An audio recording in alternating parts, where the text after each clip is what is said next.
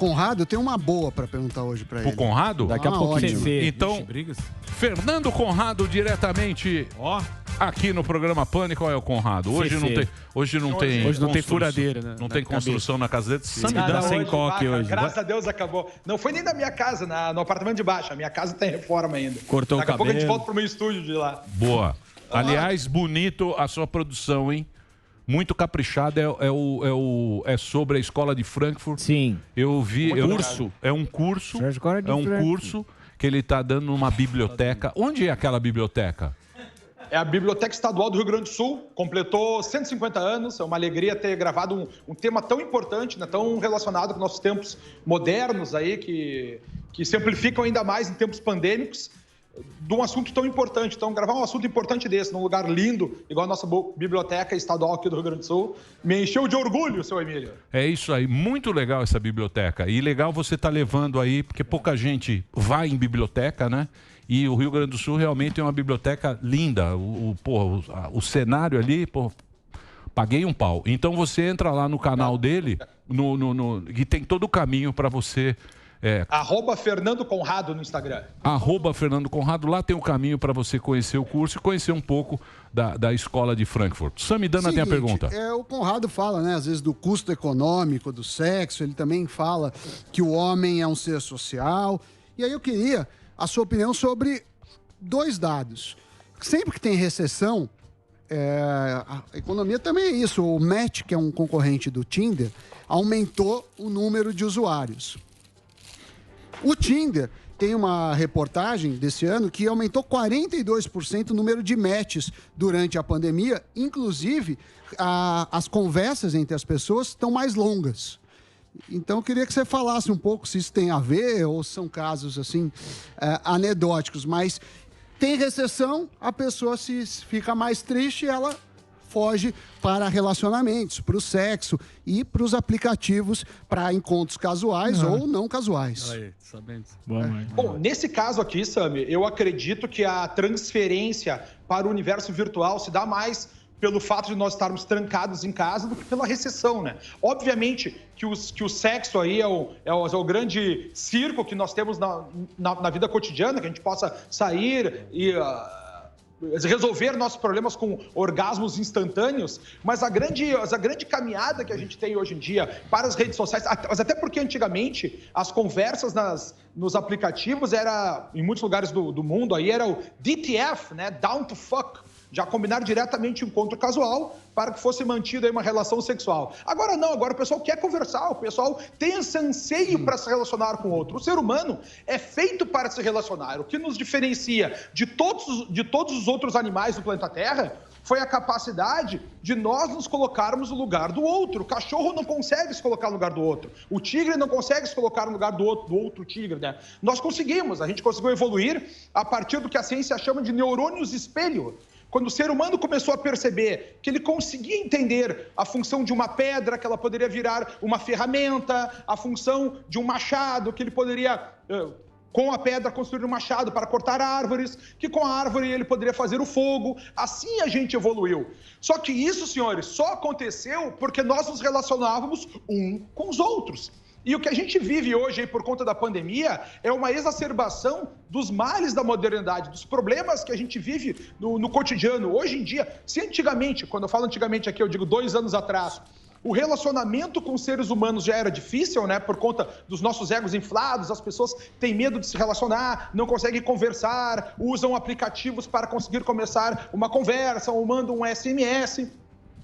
As pessoas hoje em dia é pior ainda. Hoje o outro se tornou mortal. A propaganda que se coloca durante esses tempos pandêmicos é que o outro é mortal, o relacionamento é mortal. Se tu conversar com uma outra pessoa sem distância, sem máscara, tu pode morrer. Vocês conversavam aqui, por que o Japão não está vacinando tanto?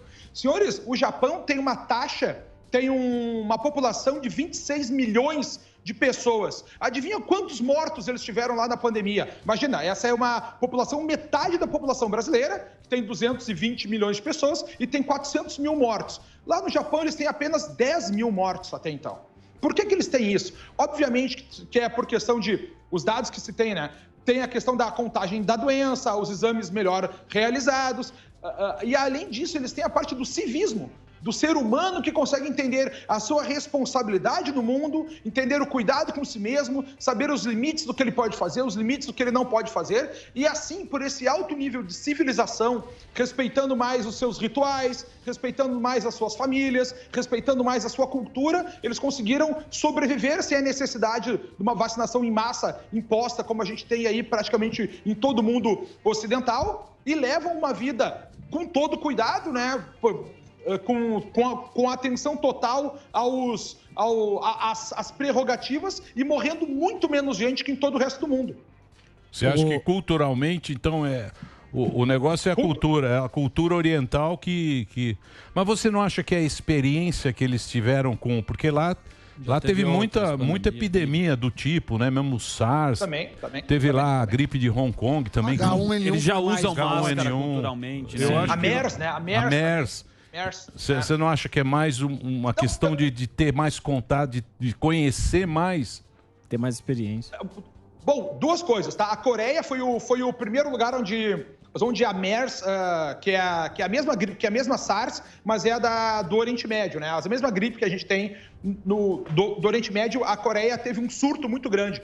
E lá, por conta disso, eles se precaveram muito bem. Quando chegou a Covid lá, eles chegaram, nós já tiramos de letra a MERS, nós vamos tirar de letra isso aqui. E eles mitigaram a Covid. Então, no início, os casos na Coreia foram altíssimos, porque eles acharam, nós já sabemos o que está acontecendo, nós não precisamos nos cuidar tanto assim. Depois que eles vieram abrir os olhos. É que essa doença, senhores, como a gente está vendo aí cotidianamente, a gente não sabe nada acerca dela, a gente sabe muito pouco, né? Vocês viram aí que agora as crianças estão... Oi, pode falar, estamos ouvindo. Acho que ele... Tá ok. Entrou um outro áudio para mim aqui, senhores. Só um pouquinho de vocês. Tá, voltei agora aqui, perdão. Tá? Boa. Acho que era o Constantino falando aqui, não sei por que. Não sei, era o Marinho e o Constantino, inclusive. Mas voltando ao assunto aqui. Então, existem pesquisas que dizem que a população asiática, por características genéticas, também desenvolveria menos a doença. Então, nós temos que observar que tem diversas características aí. Mas o que a gente percebe é que essas sociedades asiáticas, mesmo tendo talvez características genéticas ou não, nada disso é comprovado, né, pelos testes com duplo twist carpado, análise de peers. A gente sabe que são sociedades que possuem uma relação melhor com seus rituais, uma sociedade que possui uma relação melhor com seus antepassados, uma sociedade que possui uma relação melhor com a sua cultura, que é praticamente o que a gente acaba não tendo aqui no mundo ocidental, até mesmo por causa da escola de Frankfurt, né? Quando a gente perde, para vocês entenderem assim, as relações entre os seres humanos são muito mais degradadas aqui desse lado do mundo do que a gente tem nos outros países. Então a gente acaba tendo que os seres humanos, os cidadãos do Ocidente, muito mais vinculado aos seus egos, preocupado com si mesmos. Então a gente vê até mesmo, né, cara, nesse período aqui, olha só, eu tô trabalhando na minha casa, eu sou meu técnico de som, eu sou meu técnico de vídeo, ou seja, eu tô me autoexplorando cada vez mais para trabalhar cada vez mais, ter uma otimização cada vez maior, e isso acaba cansando as pessoas cada vez mais, né, senhores? Então a gente tem duas visões completamente diferentes da própria observação de como o indivíduo funciona. Numa sociedade mais vinculada aos seus rituais, sua família, seus valores e a sua cultura, do que uma sociedade onde nós somos muito mais egoístas e preocupados com nós mesmos. Você acha que esse negócio do amor à humanidade é uma balela? Que as pessoas falam, a humanidade. Você acha que isso é uma balela? Não, cara, assim, o amor à humanidade não é uma balela, né? O ser humano, ele o Aristóteles, nós temos duas visões de mundo bem chocantes. O Aristóteles, lá, um pensador aí que nasceu em 380 a.C., dizia que o ser humano é um ser social. Já o Freud, que vem aí em 1860, vem a obra dele, né, o auge da obra dele, dizia que o ser humano é um ser antissocial e destrutivo. Eu acredito, senhores, como eu falei para vocês, a gente só pode crescer, só pode ser melhor no momento que nós nos relacionamos com outros seres humanos. E o que a gente está vivendo agora, se for observar bem, e aí vem a minha preocupação com o futuro, tá? A gente está vivendo igual aquele filme Matrix. Só que em vez de tu viver num casulo trancado, tá trancado na tua própria casa. Eu tô trabalhando de casa, né? A minha arquitetura do tempo já fica deturpada, porque a todo momento eu tenho que estar produzindo, tenho que estar fazendo live, tenho que estar conversando, tenho que estar respondendo às pessoas, tenho que estar criando conteúdo. Eu já não tenho mais a arquitetura do meu tempo. Agora é meu tempo de descansar, agora é meu tempo de trabalhar, agora é o meu momento de me relacionar com o lazer. A gente acaba se trancando cada vez mais e as crianças já estão acostumadas com isso, né? As crianças já vêm para uma vida aí, agora o que a gente descobriu também, que as crianças não passam a doença como se falava lá no início, né? Que os casos não são tão graves assim, a taxa de sobrevivência é muito maior do que a gente pode viver e elas são colocadas em um mundo de aceitar essas restrições existenciais e de liberdade desde criança. Então, se ele já aceita desde criança, já vem sendo tratado assim, sendo treinado para receber esse cerceamento de vida, cerceamento de liberdade, o que essa criança vai ser no futuro? Será que ela vai ter esse senso de dever de luta pela liberdade igual nós temos hoje? Eu acredito que nós somos aí uma das últimas gerações que vai ter noção da nossa obrigação de luta pela liberdade. Eu fico muito preocupado com isso aí, Emílio. Tanto que vocês viram aí um caso na CNN, que o jornalista ali pergunta para o Alexandre Garcia: e a liberdade não está na Constituição, Alexandre Garcia? E a vida não está na Constituição, Alexandre? O Alexandre fica parado, assim, né? O pessoal da esquerda ficou muito feliz, porque, deixou o Alexandre sem conseguir falar. O pessoal da direita ficou muito feliz, dizendo o seguinte: olha só, o Alexandre vai ter que explicar para o cara que a vida não é só sobreviver, não é só respirar, que é exatamente tu existir, tu crescer, tu poder se relacionar com os outros seres humanos, tu poder buscar tua ambição, tu poder buscar ser melhor, ser maior. O que é viver, né? Viver não é apenas existir. E a gente cai em diversas questões filosóficas que nós podemos passar aqui amanhã toda respondendo só essa questão aí. Ô, Conrado, puxando um pouquinho do teu curso da Escola de Frankfurt, que é uma questão que...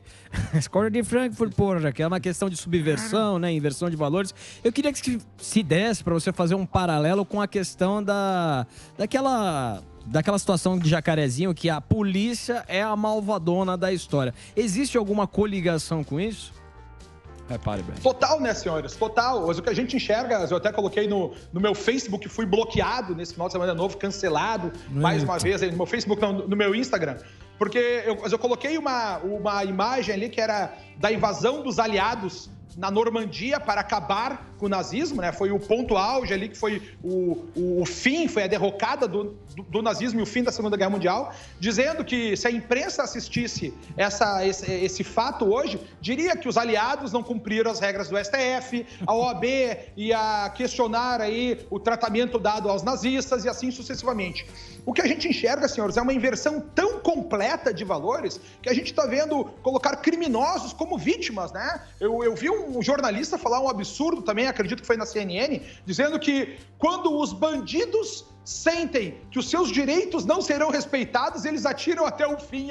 Mas que direito? O direito de traficar? O direito de usar armas, eles sem porte? Que direitos que a gente está falando? A polícia, senhores, ela é feita para servir e proteger. Obviamente que num confronto com o bandido, o ideal é que o policial volte vivo para sua casa, para sua família, e o bandido seja preso e vá ser encarcerado. Agora, em não acontecendo essa possibilidade, o segundo melhor resultado é que o policial volte vivo para sua família e o bandido seja abatido. É essa a regra, a gente tem que entender essa grande desordem. Então, olha a inversão que a gente tem aqui a partir de uma glamouralização da bandidagem, uma glamouralização de práticas que é o comportamento desviante. Então, é a inversão da sociedade. Se antigamente a gente tinha uma elite que deveria servir como exemplo para a população, para que todas as pessoas tivessem, por exemplo, lá, vamos botar o símbolo lá seu, o Usain Bolt, tá? O Bolt lá, o recordista,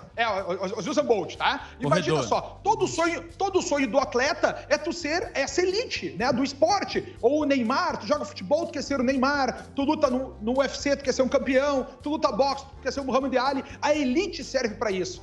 Quando a gente tem essa glamouralização, que é essa inversão feita pela Escola de Frankfurt, que dá uma glamouralização na minoria, no errado, no comportamento desviante, na pessoa que critica, a gente tem agora a elite copiando a minoria, que deveria ser o contrário. A gente tem uma inversão. Então a gente vê as classes mais abastadas da sociedade querendo repetir comportamentos que são das classes menos favorecidas.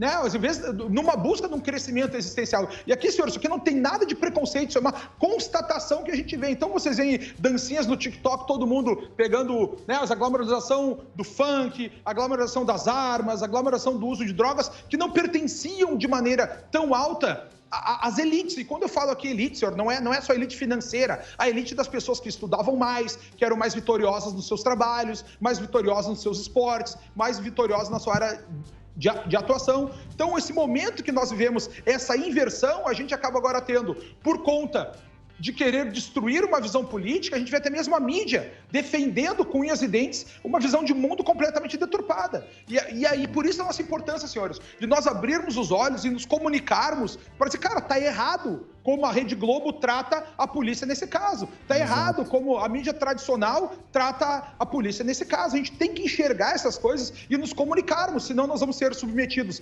cada vez mais à conformidade social, cada vez mais ao efeito manada, e com isso vai levar fim da existência social, o fim do senso comunitário, e nós vamos parar de ter pessoas que arriscam suas vidas, homens e mulheres que arriscam suas vidas para nos servir e para nos proteger. Porque lá no final das contas, quem vai subir o morro para dar tiro, para te defender, é o policial. No momento do terror, que tu é assaltado, roubado, sofre alguma violência, tu não chama o bandido, tu chama a polícia. E a gente tem que defender, a gente tem que inflar com que pessoas, homens e mulheres, busquem arriscar suas vidas para defender o resto da população. Por isso que eu acredito na humanidade também, Emílio, no momento que a gente tem essa vontade de querer ajudar ao próximo, de servir ao próximo, como meio de enxergar uma existência melhor, sentida na nossa vida.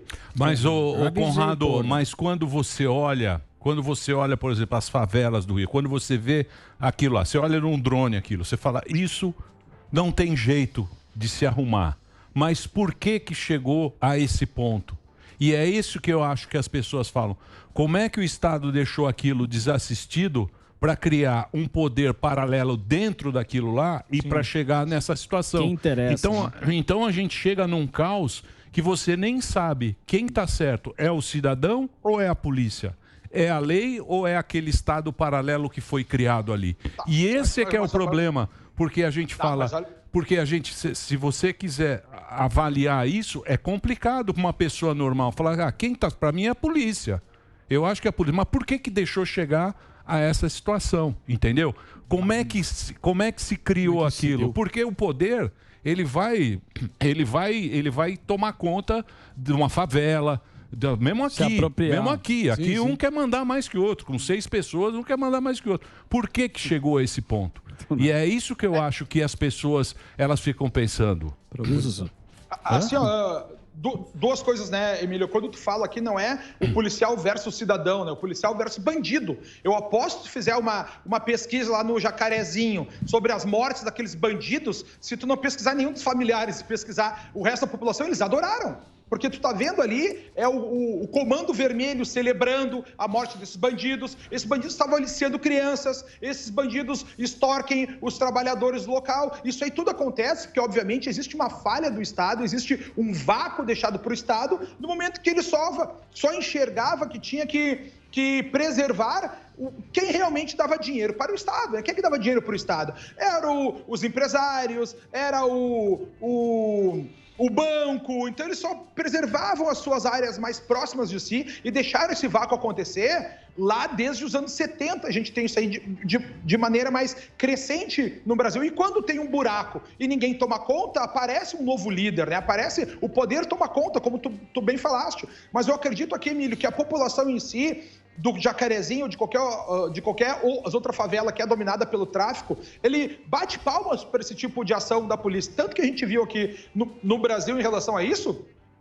nós estamos vendo aí, senhores, olha só, a gente teve 2 manifestações semana passada, a gente viu milhares de pessoas nas ruas, mas tu não vê nenhuma manifestação da esquerda, né? Tu não vê uma manifestação do Centrão, tu vê aí, no Big Brother ali, ganha uma mulher que tem uma vinculação, que fez ali o seu trabalho mostrando a sua vinculação com a sua família, com a sua mãe, a responsabilidade com a irmã que ela cuidou, com outro irmão que tem escolhas pessoais diferentes. Tu vê uma mulher que se preocupa com a sua cultura, né? Que mostra que tem um orgulho de onde vem, que tem um orgulho da sua tradição, ela usa o chapéu, da onde vem. Então, essa pessoa, ela é a pessoa conservadora. Quem foi que perdeu o Big Brother? É o pessoal da lacração. Esse pessoal que defende a criminalidade, que defende uma visão de mundo de choque, uma visão de mundo que defende minorias. Todos eles caíram com alto índice de rejeição. Então, o Brasil em si, nós somos conservadores, não tem como negar isso. Em que pese são as pessoas que perderam o poder nas últimas eleições, querem colocar na nossa cabeça que a gente não é conservador. Mas nesse ponto aí, Emílio,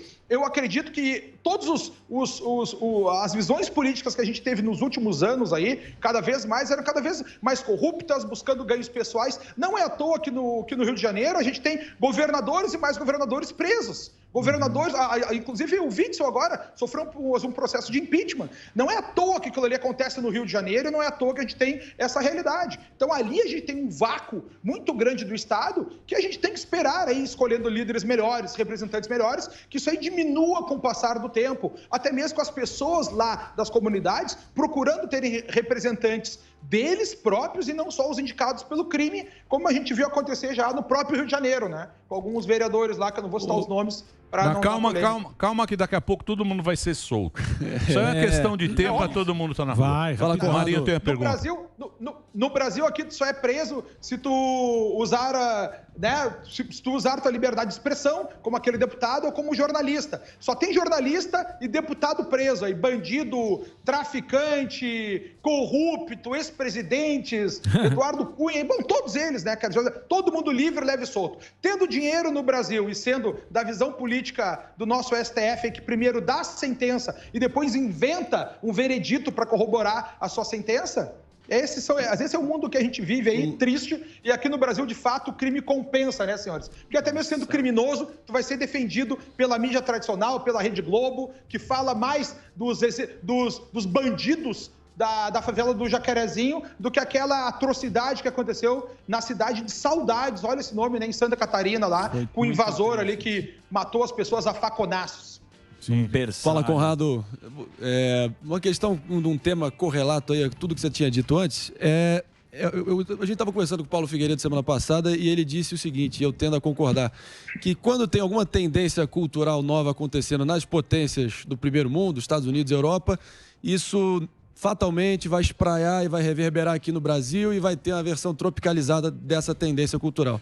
No caso, o que estão chamando de trotskização da sociedade, que é você reescrever, maquiar e deformar a história, o passado, para fabricar uma realidade, um presente artificial conforme a sua visão de mundo. E isso a gente está vendo com uma série frenética de mudanças de nomes, de estátuas, de praças, de patrimônios públicos.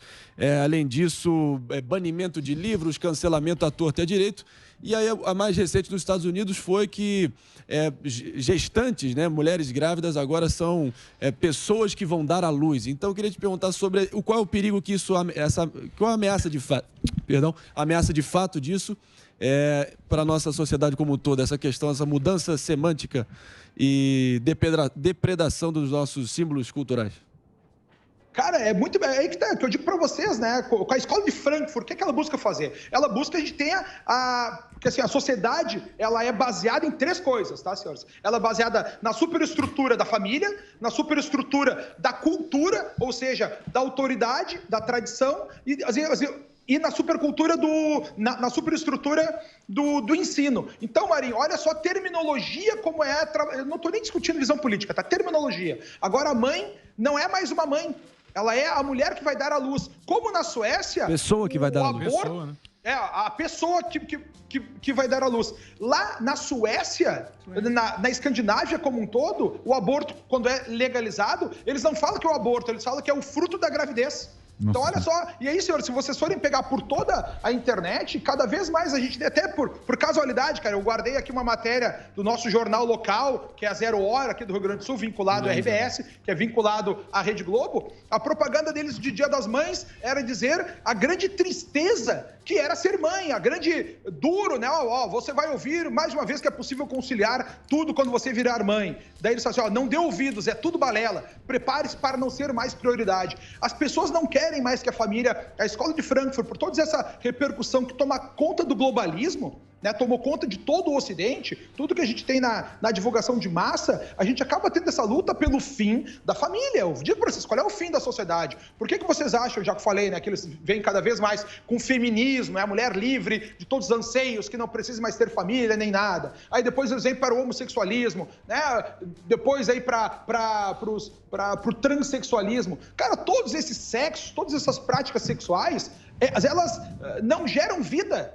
Né? A mulher que só transa com ela, ou o mesmo sexo que só transa com ele mesmo, ou que não tem um relacionamento, é muito mais difícil que tenha vida surgindo. E é assim que eles acabam destruindo a sociedade. Nós não temos mais uma reprodução, nós não temos mais família, as pessoas têm cada vez menos filhos. Então é pra gente enxergar o que está nesse substrato, que parece muito legal, né? Defender os direitos. Pô, cara, eu acho muito bonito, entendeu? Nós temos cada vez mais aceitação, cada vez mais tolerância na sociedade. Esse é um passo muito grande que a gente deu enquanto civilização, né? Ter tolerância, mas não quer dizer que essas escolhas tenham que se tornar obrigatoriedade a todos nós. Boa. Então é esse descompasso existencial que a gente vive, Marinho, que acaba a gente chegar nesse absurdo de chamar agora, dentro da teoria de gênero, né, a pessoa que vai dar à luz, né, o que é um cisgênero, o que é um transgênero. O cisgênero é aquele que se reconhece como ele realmente é. Eu sou homem e me reconheço como homem. Eu sou um cisgênero. Estou né, no limite do meu gênero. Transgênero é que eu sou homem e me reconheço como mulher. Eu sou uma mulher que me reconheço como homem. Então a gente parte de uma teoria que não é nem verdade. Senhores, a teoria de gêneros não é nem verdade, é uma teoria. Alguém criou, né, um grupo homossexual cria nos anos 50 essa ideia, talvez para se entender melhor, ou por lutas internas vindas do egoísmo, desde lá o Freud, lá, né? E às vezes a gente tem essa luta que acaba virando uma tendência, eles tomam conta das universidades, repetem isso aos professores, e hoje se torna uma verdade que nós discutindo numa rede nacional um tema que nem verdade é. Tu tem uma discussão burocrática que nem verdade é. Imagina agora a gente tem uma lei dizendo nos Estados Unidos, chamando uma gestante de a pessoa que vai dar à luz. Então vocês entendem aí como a linguagem, a desconstrução da linguagem é importante, se torna aqui uma arma veemente para a gente ter essa despersonalização do indivíduo, né? Agora tu não é mais uma mãe que tem que se preocupar, o dever de cuidado, o dever de atenção, agora tu é a pessoa que vai dar à luz. Eu gosto do Ilinili. Eu também sensacional. Emilis. Deixa eu fazer um break rapidinho. É um break rapidinho. E a gente volta só pra rede. A gente continua nosso papo aqui pela internet. Sim. Vamos fazer esse break rápido. Pô, o cara fazendo fechado aqui, os puta close. Que é o João Close Van Damme. Close Van Damme. Jean Close. Daqui a pouquinho a gente volta pra rede Jovem Pan. Vamos continuar com esse papo. Posso fazer uma pergunta pra você, meu querido Conradinho? Mas sempre, né, cara? Vem aqui pra isso.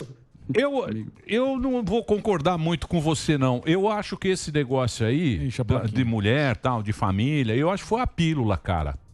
Porque a pílula que deu a oportunidade da mulher de escolher a prole que ela vai ter. Eu acho que isso foi um grande avanço para a mulher. Porque, porra, a mulher não tinha como... escolher. Ela não tinha como escolher. Tinha 12 filhos. Eu acho que a pílula que foi o negócio que deu. Olha só, e eu vou dizer para você, e se você perguntar para todas as mulheres, eu acho que elas vão falar, pô, eu acho legal eu ter esse controle da natalidade. Antes, né? Claro. Mas, Emílio, olha só, cara, esse assunto é um assunto muito bom e que bom que a gente tá no intervalo aqui para falar fora da rede lá, pra gente, né, vou só ficar um pouquinho mais nele, tá? Cara, a pílula anticoncepcional, que vem em 1º de janeiro de 1961, ela surge exatamente, 60 ou 61, agora me fale o ano aqui, tá? Cara, ela surge exatamente para dar emancipação feminina. Porque assim, ó, a gravidez para a mulher era um risco, sabe? Que quando os arqueólogos estudam as fêmeas, quando os arqueólogos foram procurar, né, por fósseis humanos, lá eles encontravam normalmente o quê? As mulheres com um fetinho dentro dela ou a mulher com uma criancinha pequena do lado. Por quê? Porque a gravidez para a mulher, cara, era um risco muito grande de morte, porque ela ficava mais lento, ficava mais devagar para achar alimentação, ou seja, quando o leão vinha atacar o dinossauro, eu sei que os homens e dinossauros não conviveram na mesma época, né? Mas quando ele vinha atacar, eles atacavam exatamente as mulheres, porque elas não tinham como sobreviver. Foi por isso que a mulher acabou se submetendo ao homem, né? Para dar certeza. Porque assim, ó, antigamente como é que funcionava o mundo? Todo mundo comia todo mundo, né? O homem era um cara desapegado. Ele espalhava a semente em todas as mulheres e ia embora, né? E as mulheres lá engravidavam, umas sobreviviam, outras não, e a semente desse macho ia adiante. Então, outros machos não tinham tantas chances de ter as fêmeas ao seu lado e eles queriam passar a sua semente. O que as fêmeas começaram a fazer? Começaram a ficar ao lado dos machos e mostrar para esse macho que quando ele enfiava o pênis dele na vagina dela, o que saía 9 meses depois era dele. Dava certeza da vida para esse macho. E esse macho, que não tinha tanta capacidade de comer todo mundo, ele começou a preservar essa fêmea, a cuidar dessa fêmea. E foi assim que o gene do carinho, da atenção, passou adiante. Ou seja, o relacionamento para a mulher era uma possibilidade de vida, uma cada vez maior, e para o homem, ao contrário, uma possibilidade de morte. Porque agora ele tinha que cuidar da sua vida, da vida da fêmea e da vida da prole, ao contrário que os homens anteriores só espalhavam a semente e cuidavam da sua vida e iam adiante. Então todo mundo diz que o mundo é machista, mas não, cara, o mundo é feminista. Quais desses dois sexos teve que diminuir, mitigar a sua potência sexual, o seu instinto sexual? O homem foi feito para comer todo mundo e a gente, com a monogamia, teve que sair com uma mulher só. Então essa é a grande diferença. O mundo é totalmente dominado pelas fêmeas. Então, mas isso pela necessidade, porque se você pensar numa mulher, a gente nem pensa agora, numa mulher, ela tem um filho, ela tem que ficar 7 anos. Porque não é só ter o filho, ter o filho. Não é que nem zebra, cavalo que sai andando. Não entrega para o Estado. Não entrega, o Estado não quer saber de criança pequena, não quer. Então ela tem que ficar 7 anos ali com aquela... É uma prole, cuidando de uma... É um trampo infernal. Infernal, mas Emílio, mas daí, olha só, cara, eu só tinha que te explicar como é que se deu a relação dos seres humanos para mostrar como isso foi desconstruído com a pílula. Obviamente que a pílula é um advento muito positivo, né, cara, a emancipação feminina. Pô, cara, minha mãe entrou na polícia, minha mãe é policial, meu pai também, tá? Minha mãe entrou na polícia em 72, meu pai em 73. Imagina, minha mãe e meu pai sempre trabalharam na mesma profissão, ganhavam a mesma coisa. Eu vi eles trabalhando, saindo de uma posição difícil na vida, chegando numa posição mais confortável. Eu vi um casal que se amava, se respeitava, ganhava a mesma coisa, equilíbrio. Então eu não falo isso aqui com nenhuma espécie de machismo, ou não. Estou analisando aqui como antropólogo a situação. Quando a gente tem a possibilidade da mulher escolher esse momento que ela vai ter o filho, a gente cai num outro problema. Porque a mulher até então, como é que funcionava? A mulher tinha que namorar, experimentar 1, 2, 3 homens, ela não podia transar com ninguém, né? Porque senão ela perdia a grande prova de dizer que quando o pênis entrava e saía, o filho era desse homem, nenhum macho quer criar o filho de outro macho. Era isso que a gente tinha até então, né? Tu quer levar o teu gene adiante. Essa mulher acabou, em vez de testar 1, 2, 3 namorados na sua juventude, depois casar e manter um relacionamento, ela acaba porque a mulher quer o instinto dela achar o melhor macho possível, entendeu? A mulher nunca para, ela quer o melhor macho, o nome disso tecnicamente é hipergamia feminina. Ela quer sempre o melhor macho, ela quer sempre o andar de cima. Ela sai pegando o cara do 5º, pega do 6º, do 7º, do 8º, chega na cobertura e ainda quer o andar de cima. Nenhuma para. O cara acaba parando. Chega um ponto que ele sai com as gurias, sai com umas gatas e tal, ele chega num ponto e, cara, essa mulher é muita areia pro meu caminhão. Nenhuma mulher diz que um homem é muita areia pro caminhão dela. Vocês entendem? O homem diz isso. Tu sabe o teu limite. Tu sabe que vai chegar no... cara, só, se eu chegar com essa mulher, ela é tão gostosa, tão interessante, que os outros caras vão querer pegar ela, eu tenho risco. Então, o cara tem mulheres... se redime. Exatamente. Tem mulheres que a gente não tem pau pra elas. Tem várias. Respeite isso, Bordão. Não queira achar por você, o Paulinho Pirulito tá impossível. Paulinho Pirulito. É que ele voltou a ver o Pirulito. Paulinho Pirulito tá se achando. Muito bem, estamos conversando com o Conrado. Tem mais alguma pergunta? Tem mais uma pergunta rapidamente. Pois não, Zuzu. Eu fiquei imaginando o Conrado, que é um cara... Agora que a poeira não que ela abaixou, mas deu uma abaixada. E a gente tá vendo agora as últimas notícias da China, caiu um foguete, uma treta da China com os Estados Unidos. Não quero jogar pro Bolsonaro de forma alguma mesmo. Eu queria saber o que você acha agora da China. Você fez algum estudo? Qual que é a sua conclusão depois de passado um tempo de pandemia? A conclusão que a gente tem, senhores, até se vocês forem procurar... Assim, eu tive a possibilidade em 2018 de trabalhar na China, ficar um mês e meio, circulando por toda a China lá. Então a gente vê os resultados, a visão de mundo que eles têm é totalmente diferente pró-partido. Para vocês terem ideia, senhores, na China, eles constroem cidades e não tem ninguém morando lá. Porque um dia eles vão mandar pessoas morar lá e tu vai ter que morar lá. Então, para vocês entenderem como é que é a visão chinesa da história. Inclusive, Zuc, tem informações, cara... que saiu agora, até se vocês forem procurar aí nas redes, óbvio, né? Não sai na grande mídia, mas essa informação é uma informação fidedigna, que vazou informações de documentos chineses que eles estavam procurando utilizar o coronavírus como arma biológica já faz 5 anos atrás. Então, senhores, o que a gente tem no mundo, a gente viu a NASA também condenando a utilização de foguetes de maneira irresponsável, como a China vem fazendo. O que a gente enxerga, o que a gente viu com o Trump também, com essa guerra, com essa batalha econômica que eles estavam vendo, que a China tomou conta do mundo, a China tomou a conta da África, a China está tomando conta do mar da China, numa batalha econômica muito grande com a Austrália. A gente viu a China construindo aí One World, One Belt, né? Eles estão fazendo, para ter ideia, senhores, tu pode pegar hoje um ônibus em Barcelona e parar em Pequim, né? Parar em Xangai, parar em Guangzhou, um ônibus, um trem. A gente tem uma linha de ferro que não vai mais parar de circundar o mundo. Então a China vai tomar conta, é uma potência. A ideia deles é fazer que o renminbi, a moeda deles, se torne a moeda grande no mundo, igual o dólar é. A capital financeira do mundo hoje já não é mais Nova York, né? Óbvio, Nova York fortíssimo, mas Xangai é a capital financeira do mundo. Tudo passa por lá, os grandes centros passam. O Brasil aqui, por exemplo, a gente é a fazenda do mundo, mas o celeiro do mundo é a China, né? Que compra todos os nossos grãos. Então a gente tem que ver que o que pode acontecer aí, senhores, não tem limites. Eu não vejo uma guerra antigamente, como a gente via, né? A pessoa de metralhador e tanques de um lado para o outro. Não, mas a guerra já está acontecendo. Nessa luta por informações, nessa luta por controle, nessa luta técnica que a gente vê a inserção de informação acontecendo mesmo nas eleições americanas, que a gente viu isso aí sendo deflagrado, né? Sendo trazido pelo lado do Trump lá, a invasão da China e isso. Então a gente tem que ficar muito atento aqui às novas formas de guerras que vão fazer parte da nossa vida no século XXI. Mas essa guerra já está perdida, hein, bichão? Essa perdemos, guerra né? O mundo inteiro perdeu da China. O mundo inteiro não, nós, ocidentais. Sim, ocidental já era. Ô, Conradíssimo, muito obrigado. Deixa eu passar mais uma vez. Fernando Conrado é @Fernando Conrado, né? É isso no Insta? @Fernando Conrado no Instagram. Só seguir lá, mandar perguntas, a gente responde. E se vocês quiserem voltar àquele assunto ali que a gente estava falando da emancipação feminina e como tudo se perdeu, a gente pode marcar e continuar a semana que vem aqui, senhores. Muito bem. Então entra lá, tem o novo trabalho dele, que é sobre a escola de Frankfurt, que é interessante, ele dá uma destrinchada, você vai ter uma ideia do que é isso, que muita gente fala, pouca gente conhece, mas é uma história. Tem gente que acredita, tem gente que diz que é fake ama news, ele, tem gente que ama e tem gente que odeia. Mas assim é que o barco vai pra frente. Conradão, obrigado, meu velho, tá? Obrigado pela participação. Mesmo a vocês aí. E se o pessoal gostou desse tipo de assunto, vai lá no meu Instagram, que é esse tipo de discussão que a gente tem aqui no Pânico, que a gente tem lá diariamente nos stories e nos vídeos que eu publico. Claro. É isso aí. E como é que tá aí no sul? Frio já? Chegou o inverno aí? Cara, chegou o frio. Aqui, cara, tem uma figura meteorológica chamada Veranico de Maio.